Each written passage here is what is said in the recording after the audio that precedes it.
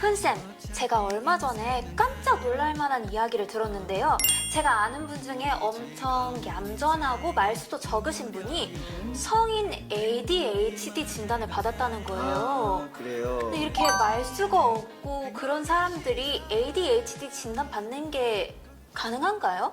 우리가 아동 ADHD들은 대부분 조기 발견이 됩니다. 왜 그런지 아세요?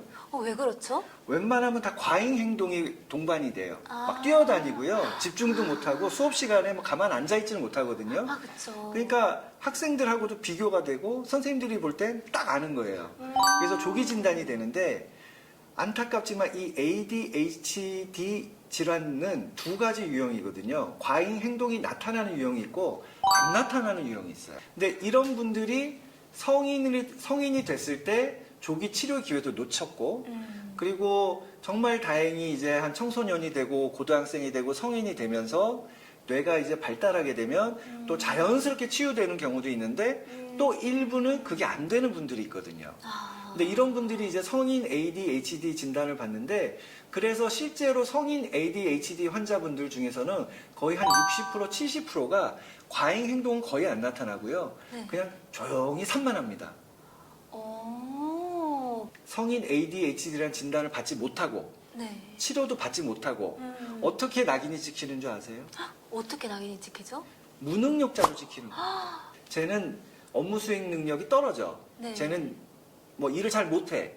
이렇게 자꾸 평가를 받거든요. 근데 이런 분들이 안타까운 건 초, 중, 고 때부터 그런 피드백을 많이 받아요. 그러니까 성적도 생각보다 잘 나지 못하고. 그러니까 주변 사람들은 쟤는 공부 못하는 애. 뭐 뭘 시켜도 불안한 애. 이게 되거든요. 근데 그런 시절을 만약에 우리 조소영 배우님이 살아왔다고 생각해 보세요.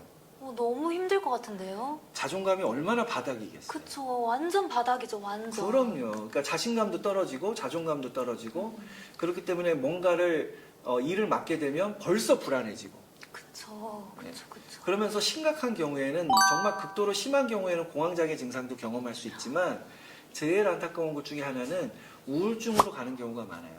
왜냐하면 어렸을 적부터 성인이 돼서도 계속 자기가 뭔가 성과를 내야 되잖아요. 네. 원래 이 자존감과 자신감은 뭔가 성과가 날 때 내가 기분이 좋으면서 아, 나 이런 거 잘할 수 있는 사람이구나. 그쵸. 아, 나 이런 것도 해낼 수 있구나. 그러면 다음에 뭘 맡아도 해낼 수 있겠구나. 이런 게 결국 자기 자존감도 올리고 자신감도 올리는 건데 반대의 경험을 하신 분들이라.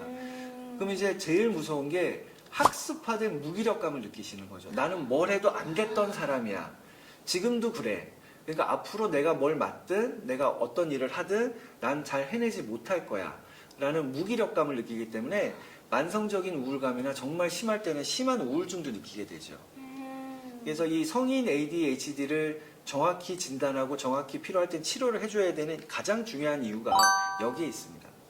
그럼 최근에 성인 ADHD인 한 유튜버가 2년 동안 술에 의존해서 살았다고 밝혀가지고 화제가 됐던 적이 있는데 ADHD 환자가 알코올이나 도박 중독에 더 쉽게 빠질 수 있다라는 게 사실일까요? 네, 그 ADHD가 왜 생기느냐에 대한 연구를 아주 오랫동안 수십 년 동안 전 세계적으로 했는데요.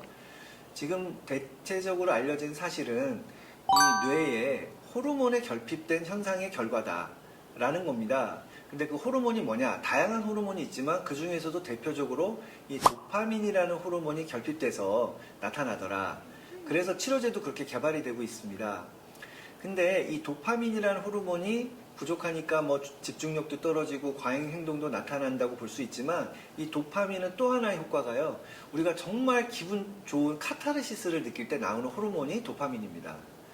근데 이제 도파민 자체가 부족한 분이다 보니까 매사의 즐거움을 또 잘 못 느끼는 성향들이 있습니다. 근데 이런 도박이든 인터넷이든 알코올이든 이런 물질에 자꾸 이렇게 노출이 돼서 중독이 되면 도파민이 자연스럽게 올라가게 됩니다. 그러니까 뭔가 기분도 좋아지고 집중력도 좀 좋아지는 것처럼 느껴질 수 있거든요. 그러다 보니까 약물을 복용하면 훨씬 좋아질 수 있지만 약을 복용하지 않으신 분들은 약물 대신에 대체제로 이거를 자기에게 도움이 된다고 느끼실 수가 있어요. 그렇기 때문에 자꾸 거기에 의지하게 되면서 의존증이나 중독까지 갈 위험성이 높아지는 거죠. 성인 ADHD인 분들은 자신의 증상이 혹시나 내 자녀한테 유전이 되지 않을까라는 걱정이 있을 것 같아요. 혹시 ADHD도 유전이 될까요? 안타깝지만 유전적인 요인이 영향을 주는 건 사실입니다. 그런데 그렇다고 해서 내 부모가 ADHD를 알았다고 해서 내 자녀는 어떤 일이 있더라도 발병하느냐? 그거는 아니라는 겁니다. 하지만 일반인들에 비해서는 많게는 뭐 2배에서 8배까지 높을 수 있다. 이렇게 보고는 있는 건 사실이고, 그것이 단지 하나의 유전자가 아니고 여러 가지 유전자가 복합적으로 작용할 수 있기 때문에 아닌 경우도 있을 수가 있고요. 무조건 다 높아지는 건 아니겠지만 그래도 일반적으로 영향을 좀 받을 수 있다. 근데 중요한 거는요, 부모님들이 내가 이 아이를 ADHD로 낳았다라는 죄책감은 전혀 가지실 필요가 없습니다. 혹시 그런 뭐 체질적인 요인이 있으시더라도 무조건 다 발병하는 건 아니고요. 혹시 그런 부분이 의심되시면 이 ADHD의 가장 장점 중에 하나는 약에 대한 반응이 아주 드라마틱합니다. 그리고 잘 치료가 되고, 그리고 이 아이들이 살아가면서 이 질환 때문에 생기는 자존감의 저하나 이런 불안이나 우울 이런 것들을 예방 충분히 할 수 있는 질환이기 때문에 전혀 걱정하지 마시고, 오히려 이 죄책감이 심하면은 스스로 자꾸 인정하기 싫어서 병원에 빨리 데려가는 걸 주저하는 경우가 많이 있습니다. 근데 그러지 마시고 꼭 조기 진단 받으시면 충분히 좋아질 수 있다는 점, 그건 꼭 명심하셨으면 좋겠습니다.